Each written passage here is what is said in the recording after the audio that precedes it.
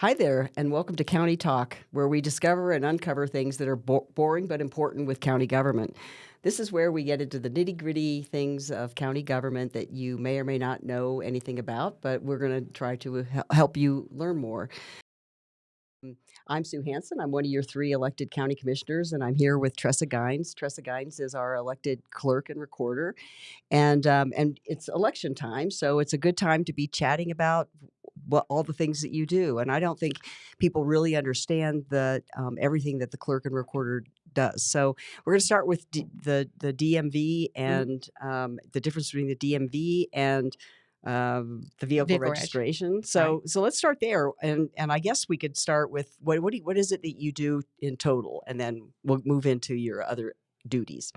The clerk and recorder's office, like you said, I'm elected, and I direct the activities of the county's public-facing services regarding public records, elections, and vehicle registration.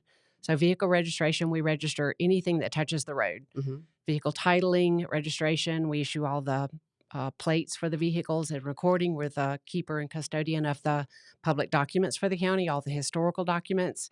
And So if I elections. wanted to find something from 1890, Yes, I would be absolutely. able to find that. We would have it. Okay. That's right. We would have it. One of the slides that we have that we will proceed to at some point is our recording vault, which is just beautiful with all the old historical documents we have. All of our services are also available online, and you can go to our website on the county's website, and you can click to those links too. So hold on a second. Let's I know that you have a new office, and Yes. frequently people don't know where anybody in the county is because we have an awful lot of buildings. And so tell us a little bit about where you are and a little bit about your new office. This is a photo of our new building. It's the Clerk and Recorder building. We're directly across the street from the library, as well as the North City Market. And you can see this is the vehicle registration entrance, as well as the elections entrance. The recording entrance is around the front facing the city market, 317 South 2nd Street. And you moved from originally the you were old in the courthouse, right? And that caused some problems. I mean, it's was a little difficult to access. Yes. And I remember when we were in our other building, you basically brought this idea and said, "Hey, this would work perfectly for your operation," and it really has seemed like it's been a good move. You can see just a few stairs right there, but we also have a ramp to the side. We love that there's no stairs. We had customers falling down the front of the courthouse on a regular basis. And I was thinking the other day, we've been in that building a year, and we have not had the first customer fall down the stairs. I've not had to report any incident or have the paramedics come and handle any of our customers. So not only are you a great clerk and recorder, you're safety conscious too. Very. So now we don't have any problems. So this is your office. So if people are confused, it's really right across from the library, which is easy to find. And so I'm glad you like your new space. Tell me, so let's move to the DMV discussion and talk a little bit about, because I know I get calls from people that where's the DMV office? And I'm like, wait a minute, that's not us. So let's help us understand that. Right. First of all, the DMV is actually a state agency, and they're the state agency division of motor vehicles that issue driver's license. But a lot of people do get us confused because we also handle vehicle related items, motor vehicles. We are motor vehicles, but our office name is vehicle registration because it more differentiates us from the state agency division of motor vehicles that it issues driver's license to us. Where you can see on this slide, we issue all the vehicle titles, manufactured home titles, over the off-highway vehicles and handicap placards. So everything but bicycles. Pretty much so. And we've even had that conversation because you can see the windows out front. We see a lot of electric bicycles riding by, and we're wondering one of these days we probably will have to start plating those also. Oh, great! So if I buy a new car, or if I need a license plate exchange, I come to your office and I can get that. And I get that immediately, right? I don't have to wait for the mail or anything. The only thing that you might have to wait on is if you buy it from a dealership, and the dealership has to send your title work to our office. That's the only thing that you might wait on is the dealership part. Are people surprised at how much paperwork is involved with getting a new vehicle? Yes, absolutely. I mean, it just seems like you have to they should send a letter like you have to do this, and you have to do this, and go to see you. And well, the problem with a letter is that depends on where you buy it. whether it's out of state, in state with a dealership, or in person from people to people transaction, and what type vehicle it is, because there is a different process through the transaction depending on all of those factors that go into it. The weight of the vehicle has a big impact in it also. Okay, so if I buy a big heavy car, Yes, you have to go get a big a heavy weight license, slip. Yeah. a white slip, A weight a slip. weight That's slip. my Oh, southern accent coming out. yeah, Sorry. it is. Weight. Okay, sound a lot like white. Okay, so there's so if I buy a new car, I come to see you. What else? Are you involved in at your office? We also handle our recording office. So we handle all of the. Do you want to go back to that slide? Because Yeah, that one, yeah, let's do that. Go back that side. So that is all of our. That's our plate room and our tab room. The big boxes are all of the Those little tabs. heavy duty stickers that you put on your Yes, license. yes. Okay. Those are All the right. envelopes and boxes of those, and then the smaller plates or the smaller boxes are the plates, and those boxes, they're small but extremely heavy, Mm-hmm. and the state issues all of that to us, and then we issue it out to the customer. It comes on 18-wheeler trucks that unload and go into the middle of that room, and then we have to disseminate them out in order. You can see they're in order, alpha order and number order. I can't see that. Well, Yeah. I can. So I know what I'm looking So for. I think I have to say something about those little stickers that go on your license plate, because I have like 9 of them, and it's the best glue ever. Oh, yeah. What I, what is that stuff? it comes from the prison, so I'm not really sure. The prisoners are the They do ones the stickers? that do all the. All the I'm pretty sure licensing they do stuff? the stickers and the license plates. Oh Yeah. my goodness. Okay, So yeah, well, it's whatever glue they use at on the state level. so if I come to your office and I want one of the black license plates that are so popular now, I can get those there too. Well, Or actually, the only plates that we have in stock are the green and white mountains. Everything else is considered plate purchase on demand, Mhm. and you have to get that. You have to order it, and then the state mails it directly to you. Okay, all right, because I've been seeing an awful lot of black license plates Yes, now. that's very I popular. It's a know. vintage look, and there is a fee associated with those. It's $25 initially, and then $25 every year that you renew. I really. Yes, Well, there's you fees. gotta love your black license plate. Exactly.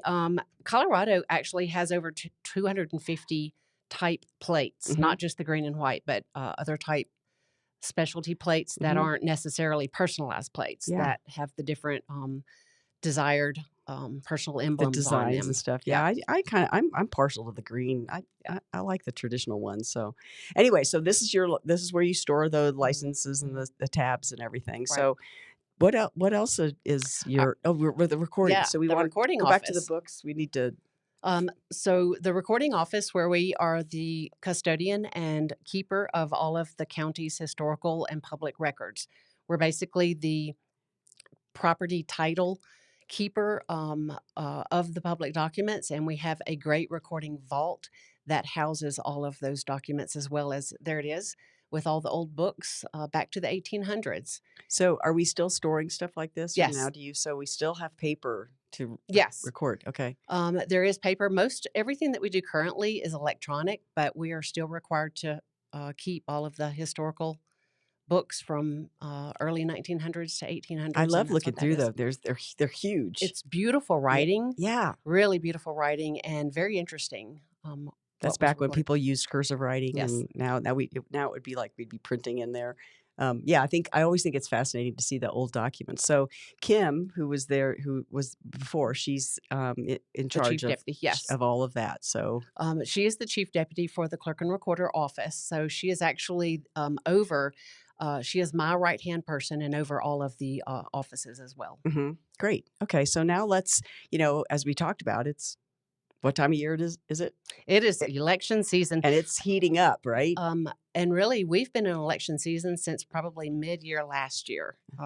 We had the 2023 coordinated, then we turned right around and had the So 2024. hold on a second. What's the coordinated election? That is when we coordinate with all the political subdivisions within the county. And in this particular election for 2023, it was mostly school boards. Mhm. So all of the school boards that are located within the county, we conduct their election for them, and that's for the school board candidates. And I don't think people understand that you're not just doing the county elections Right. and the state, and you're actually doing any election that happens in the county. Any essentially. political subdivision that is located within the county. And it's confusing because it can be Delta School, but there's a piece of the Delta School District that comes down into Montrose County. Right. Same with other political subdivisions. Over in the West End, we conduct the fire district elections also. Right. Now I want to come back to the West End, but tell me a little bit about, so these are some of your election judges? Right. This is the entrance to our, right as you come into our voter service polling center when we're open during the election season. And if you want to come in and get a replacement ballot, because everyone is mailed, every eligible elector is mailed a ballot in the mail. And if you lose your ballot or want to replace it, you can come in and speak to these two people and have your replacement ballot, or you can come in and vote on the machine and vote in person. You can see the little ballot box right there. That's where you can drop your mail ballot if you don't want to drop it in our 24/7 video surveillance box outside. Okay, so let's take a step back, and so I'm new to Montrose County, and I want to be able to vote in the next election. What do I do? If you have already applied for your driver's license and gotten your driver's license, you're automatically registered to vote. Okay. In the state How do of they Colorado, know how I want to be registered? Well, you're automatically registered as an unaffiliated. That's a great question. And then our office is notified that you're registered to vote as an unaffiliated, and we send you a confirmation letter. Hey, you've been registered to vote. Do you want to affiliate with the political party? And that at that point, you can reply back to us and say yes, or no, you want to remain unaffiliated. So that added a whole layer of procedures on top of everything else you have to do, right? The elections process is it is so deep with everything, and every piece of it has a deeper level of it, just like that, as an example. Yes. So, okay, so I'm new. I got my driver's license. Now I get to vote I decide if I want to be Republican, Democrat, or stay unaffiliated. Right. And then you get your ballot in the mail at the next election. So if you're unaffiliated, and we're going through primary elections, which this past March was a presidential primary. The state of Colorado has a separate presidential primary along with our upcoming June state and federal primary. And you would get, if you're unaffiliated, you get a packet, which involves both major political party ballots in there. The purpose of a primary, and this is something I want to kind of drill into, the purpose of a primary is for the major political parties to designate the candidates that will represent them going to the November general election. And back in 2018, Colorado voters decided that unaffiliated voters can participate in the primaries, because typically it had always been just major political party affiliated, Republican, Democratic. In their primary. Yes, in their particular primary. And Colorado voters decided on one of the November election ballots measures that they wanted unaffiliated voters to also participate. So if you're unaffiliated, you actually get both parties' ballots, but you can only vote one. So so let me take a step back. So I've had people approach me and say, well, I already voted in the presidential primary. And they think that's the final. That's the only election. primary, right? Well, if they voted in the presidential primary, they'll notice on their ballot that was only for the office of President of the United States. So coming in June, the June primary ballot will be other items, other federal, like Congressional District 3 for Montrose County, Senate, as well as House of Representatives. On that, then it'll be the state districts, which is Senate District 5, Senate District 6, House District 58, 7th Judicial District Attorney, and then we also have our local candidates who are running for County Commissioner that came out of the Assembly for Commissioner District 1 and Commissioner District 3. Do you think that that people that are new to voting, even people that aren't, I mean, even when we had at the caucus, we had people that have lived here for 50 years that had never participated. It's a confusing process. It is a very confusing process. And it's really hard to convey all the steps that go into, I remember we used to vote in person in Colorado, and we used to go to the Grange up on Spring Creek. You hand them your driver's license, and they check your name, make sure you're who you say you are, and then you go to the machine and you vote. It seems simpler then. It does seem a little more complicated, and I think that unaffiliated layer kind of made it a little bit more confusing for people. Hmm. And I think that you experienced that, didn't you? Did you have people sending double ballots Oh, in? yes. For the March presidential primary, we actually had 75 voters vote both ballots and return both ballots, which because of that, if you vote both ballots, both will get rejected. Okay, so they didn't have a vote that Exactly. Yeah. okay They election. received vote credit. They received that they actually did vote, but they were both of their ballots were rejected Hmm. and not counted. Yeah. Well, I don't know how we could make it simpler, but it Mm, does seem that you almost have to study election process to really participate in it fully. yes. So, We have countless public forums, and we answer questions, and we're available for people that come in person, call us and ask questions. And as we're talking here, you can see that every question raises another question, and hmm every answer raises the next in-depth hmm process of it, yeah, I mean, of what all goes on. when we talk about one of my big things is getting people engaged. So when Mm, people complain about something at the county, I always say, well, you know, have you voted or do you get involved? And right. most people, you know, I think it's just too complicated and it's easier just. I mean, they're busy. I mean, it's Mm, really not their fault. Um, it seems that it's a challenge getting people mhm. engaged in the election process, and there are people that are just know it in and out and do it every year and they understand how it goes. But how can we bring I know you do some forums and you Mhm. reach out. How else can we get younger voters and people to get excited about the process? Because it's at this level where they're deciding who their leaders are. I think an important thing to understand is the caucus and assembly process that's involved, whether it be on the county level or whether it be on the local district or the next level district level or the state level. Um, we saw, you and I both participated in the county caucus and Hmm. assembly, and we saw where 174, I believe, people had the sole input of which county commissioner candidates will represent us on the ballot. Hmm. And that's the process of the county assembly is the delegates designated or the candidates designated in the assembly process are the ones that go to the June ballot. Right, and And for 100 and that same group of people then get to go onto the state assembly yes, and they get to so a right, I mean very it's small important. A number. very small number of people Mm-hmm, are deciding, which mm-hmm. is I don't know. Yeah, How do you feel yeah. about that? Well, I would love to see lots of people involved in the caucus and assembly process. I remember back in 2015 when I first started in this role as county clerk and recorder. I remember there was 900 to 1,000 people that attended caucus and assembly. There was a lot of Hmm. participation, and it was really good to see the community stepping up Hmm. and wanting to have a say in who will represent them at a local level Yeah. as well as at a state level. Right, and and what what happened? I think we could talk about the Mm, national level. I mean, people have disengaged because it's so on some levels crazy, and people don't really understand it, and it's confusing. And I yeah. think it's also it is well, I don't know. How would you describe it on the national level? Just voting is a problem when we have all this emotion and There's a lot of confusion out there because every state has its own laws. Like the state of Colorado, we have our own separate laws that we follow, and hmm everything that our office does, whether it be elections, vehicle reg, or recording, everything we do is law driven. And a lot of people think that if it's done in Georgia or Arizona or some other state, that it's also done the exact same way hmm in Colorado, and that's not the Well, case. that's a really good thing to bring up because we all watch television or we watch our feed and we Mm, see, election integrity issues mm. and oh my gosh, look what they're doing in Michigan or Atlanta.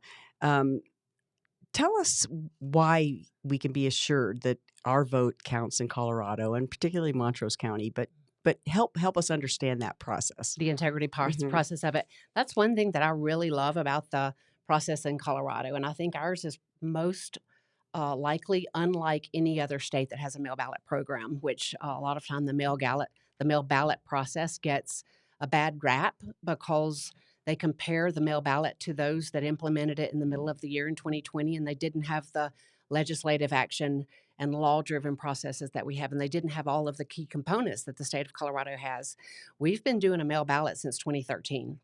We have next to perfected it, and we have so many processes in place that prove that the voting equipment is appropriate and appropriately counts the ballots and interprets the voter's intent. And I just have a list of here, and I'll just hit it really quick. Legislative action, like I brought up, we have processes that are created and driven by law. We have certified election officials and annual CBI, which is Colorado background checks that are oaths and very extensive training that goes into that. We use bipartisan teams of election judges. Colorado does. I'm not sure that every state does that. Well, let's And talk about that. So you have the election judges. We see them Yeah. right there. Well, and they're not in the process of doing it now. But Right. I love that when you talk about you have a Democrat, you have a Mhm. Republican sitting across from each other. They get a ballot. They look at the hand at Yeah. the signature, and then they tell us go take That's us. signature verification. So that is a key component. I call that the gatekeeper. When someone votes their mail ballot, they sign the back of the envelope and they submit it, whether it be in our Dropbox or they mail it to us. And our judges, bipartisan teams of judges, they look at that wet signature, and these are individuals, these are citizens, these are local friends and neighbors that we have that look at that wet signature and compare it to every signature that each voter has on file. When you registered to vote, when you got your driver's license, every ballot that you voted in the past, we have those signatures. So my signature, if I've voted 15 times, well, We have 15 you have 15 signatures. signatures. Yes. So if I Yes. broke my arm, That's a good question. what would We notice the judges. They notice that there's a difference in the signature, and they would reject it. And what we do when they reject a signature such as that, because it looks different, it's written with your opposite hand of what you normally write with. We contact that voter and we say, hey, we have a discrepancy in your signature, and you need to contact our office and you need to validate. Was that you? do they come in and have to sign? Yes. Okay. They can come into our office. There is a way to do that online through the text to cure, but most people conduct that in person. They come into our office because Montrose County is a very local community aspect and a lot of typically a retirement community. So people like to come to our office and just interact Visit with you. with people in Yeah. person. They like to Yes. hear your Southern accent. I guess so. So I don't you know so much, and I mean, I've always been impressed with the level of detail that you go into and your expertise. Thank you. You talked about cure, and I'm not sure that all of us know what cure is. So Basically, that's validating the signature. Okay. So that's a lot deeper. We were talking about that The goes levels. into a whole new aspect of it. As everybody, well, I was going to say as everybody knows, but probably not. After election night, we have a 8-day cure process, and that's a law driven in Colorado, where everyone who had a discrepant signature is given that 8 days to cure, which validate their signature. Okay. They contact our office and verify, yes, because we get a lot of ballots the Monday before election and then again on election day. That's when most of the ballots are received in Montrose County.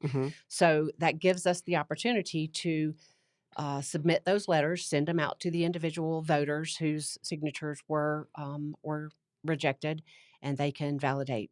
If it's in this past election, we had 12 who did not contact us. And what happens with those that don't contact us and validate their signatures, we send those to the district attorney's office. To make sure it's not fraud. Yes. Okay. Yes, and they investigate at that point. Okay. So I think that people don't really understand how much back work goes into this. And so, as you said, there's a rulemaking from the legislature. They are very specific about what you can and can't do. You go through signature verification. You have bipartisan Teams of judges, teams of yes. judges that work together and agree whether the signatures seem to match. Right. You'll kick it out if I've broken my arm and I'm writing really wonkily. Right. And then it'll go through you'll call me or you send me a letter, and I have 8 days to cure. So I still have an opportunity to have my vote counted. But Yes. you've done your due diligence to make sure that I am who I say I am. Exactly. Yes. I remember when we had some folks that were, election integrity is a concern. I mean, if you watch any of the news on a national level, people get concerned. But I participated in, I think we had 30 or 40 people that were in were we in the vault, in the swamp that we used to call it? That was upstairs. That was our election central upstairs with our new building. That's another benefit of this building is we're all located in the same building. Before some of us were in the Separate. Courthouse, some of us were over in the back area of the admin building. So we've really enjoyed being in this new building because we're all housed in the same building. But you're talking about our cast vote record audit. After every election. So cast vote record means that yes. it's a record of every vote cast. Yes, Okay. that's really good. Well, I just want to Exactly. make sure that Yes. I understand. So, After every election that we conduct, whether it be city, whether it be county, regardless of what type of election, coordinated, presidential, we always conduct what's called a risk limiting audit. And that is where the two representatives from the major political parties come in and they audit us and they do a cast vote record. So they're randomly pulling the original voted ballot and they're comparing it to the machine's interpretation of the voted mhm. ballot, which is what the cast vote record is. Okay. And we were receiving a lot of feedback from the community of the mistrust in the Dominion system and how the thought was that the votes were sent somewhere and flipped and the misinterpretation of the voted ballot. So I heard that and I said, okay, I understand that. I understand that you have that mistrust, but I want to confirm that that is not happening. So I'm going to have the public, we invited the public. We probably had 35 people attend hmm and we had all of our November general 2020 ballots lined up, all 26-ish thousand ballots. And we said, okay, you pick the ballot, you randomly pick, whether it be a stack, whether it be individual, whether it be one that was voted on the And machine, just to back up, you had these big plastic bins things that that are were sealed, sealed with a plastic zip tie. manifest logs, So and yeah. you had them open up Mm-hmm. completely by themselves Mm-hmm. and choose whatever. And I think we went through 300.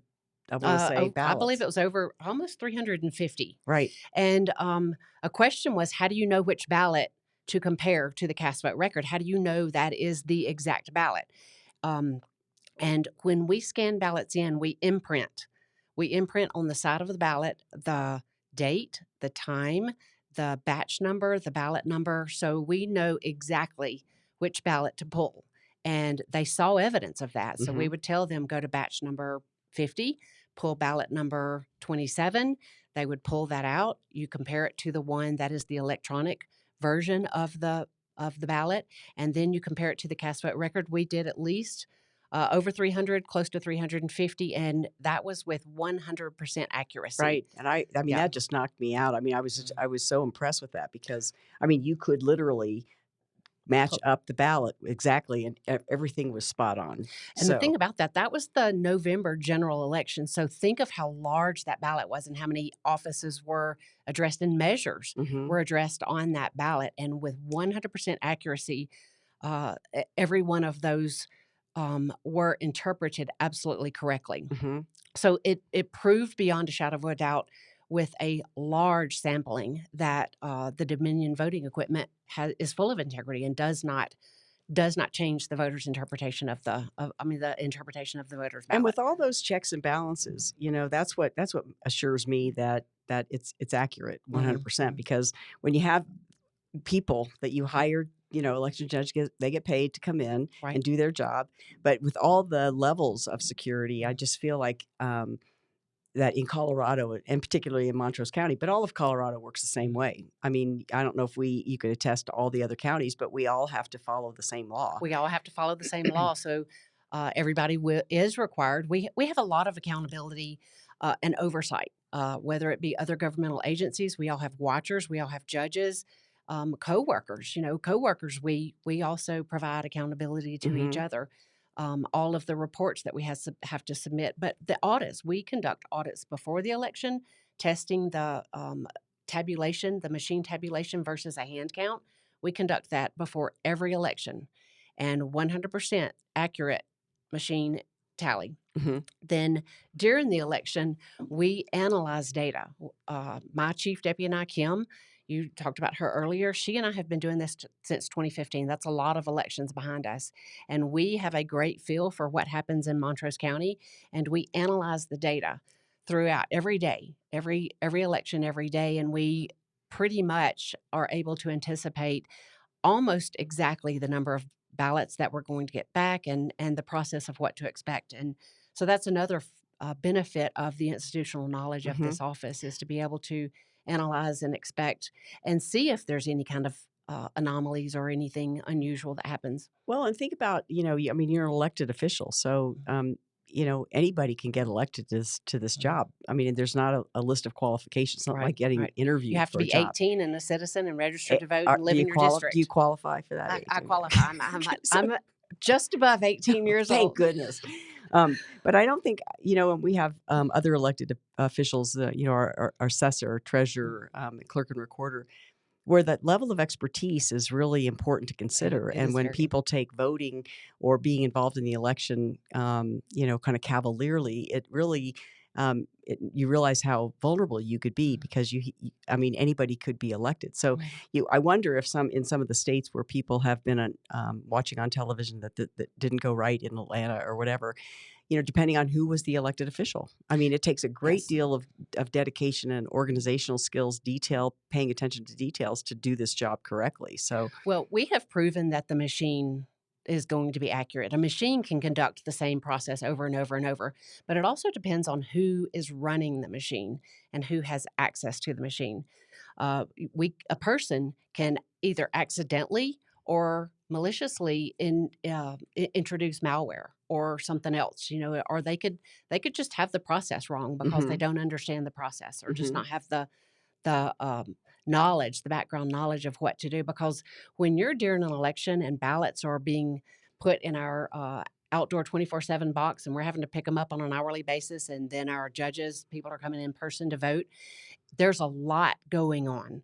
There's a lot to do and a lot going on. And if you don't understand the process and you're not expecting the process to be, okay, you've got to have these certain things to do every day, you could miss something. So yes, institutional knowledge is very, very, right. very valuable And I think and critical. The outside ballot box, you empty it like hourly, don't Yes. you? As it gets closer to election and as it gets more used, then yes, we do empty it out on And an you hourly take two basis. people so you can Yes, verify. always two people. So you don't have Absolutely. someone.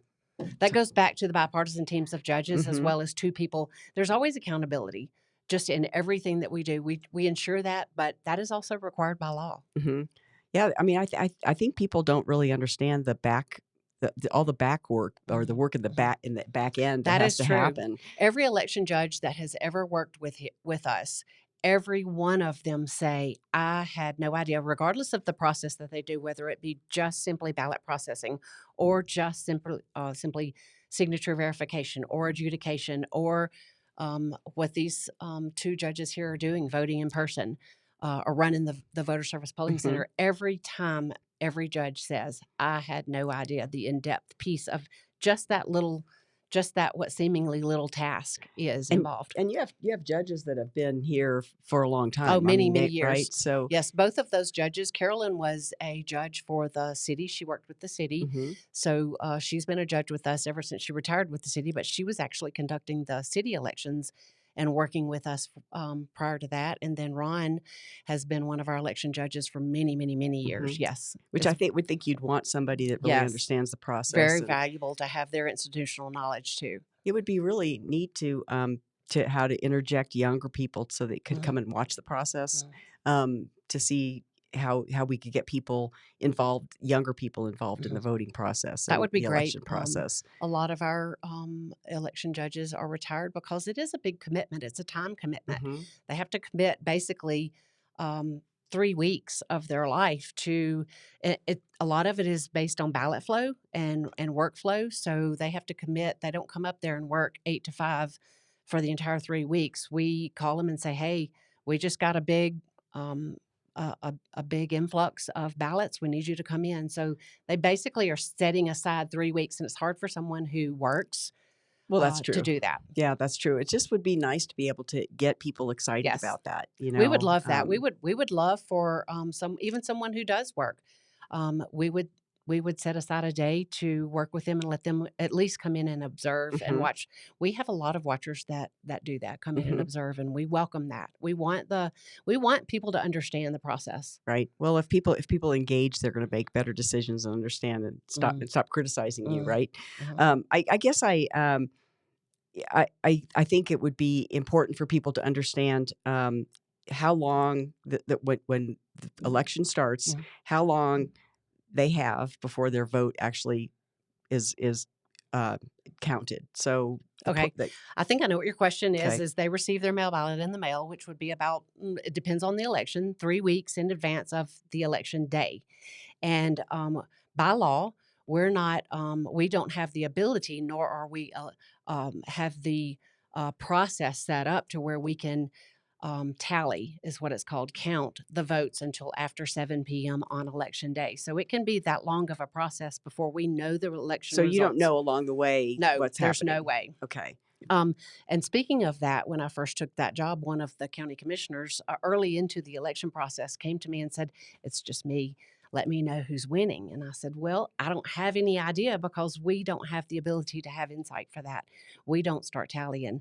We can go ahead and process. We can get them ready to do that and scan them in, but our system will not tally until after 7 p.m. on election day." So another safeguard, Mhm. another reason so that you couldn't tell that county commissioner Right. who was winning and whether or not he was going to win his bet or whatever. So I think that this has been really enlightening Sure. for people, and I know that you're always available to the public. Always. I'm always struck by how you're willing to talk to people over and over again about the same thing, and and remain patient. Mm. Because it is a complicated process. And I think it's sort of like even being a county commissioner. Nobody knows what you do until you're in the job. Right. Nobody knows how difficult your job is until they're actually there and watching what you do. So, final word for us and for the our discussion here about elections and what you do for your office. You want to close us out?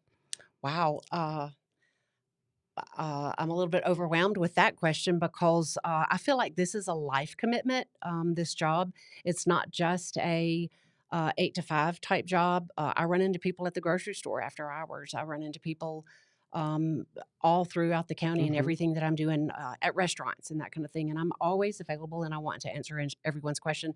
I want them to understand the process and that their vote does count and that it counts in the way that they intended it to count Mm-hmm. also. I think that's very important to me, but not just in the elections process, but I want to make sure every customer in the vehicle office has a good experience and that they understand that everything that we do there is driven by law, that we're not the ones that determine the fees, that is a state-driven process too with the fees involved, and we're just the messenger. Mm-hmm.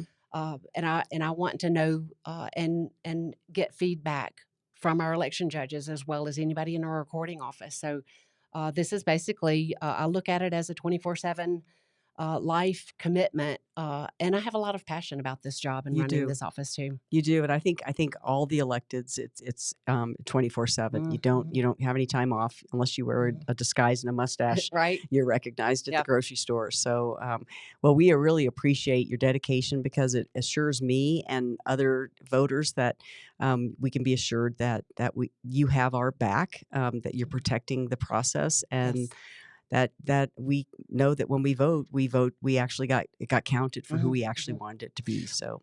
One piece I want to interject that we didn't talk about is another part that I think is extremely vital in our election process, and that what we do in the state of Colorado is at the end of every day and then at the end of every election, we balance. We balance and we know exactly who voted, that they submitted their ballot, whether it was a mail ballot or did they come in and vote in person on the machine. We know the process and the method in which they voted, but we also track it all the way through to accepted and counted and tallied votes. So we reconcile and balance, and that is maybe unique in Colorado. I'm not sure if other states do that reconciliation process from very beginning to very end, but I think that's very, very important. That completely seals the concept and thought that there could be ballots that are just dumped into the ballot box or ballots that we card in and count and scan in. Every ballot is attached to an active voter. Great. So that, yeah, again, I'm glad you mentioned Mm. that, and I'm glad you walked that back. I think, again, another safeguard so people know that we're doing the right thing in Montrose County. Right. So I really hope that I mean, wow, I learned a lot Good. today, and what I realized is it's a good thing I'm not the clerk and recorder. Mm. I'm not that process driven. So I appreciate your attention to detail Thank and you. your hard work and a true public servant. So thank you for joining us for County Talk. And I hope you learned a little bit about voting and the motor vehicle registration system. And we'll see you the next time on County Talk. Thank you.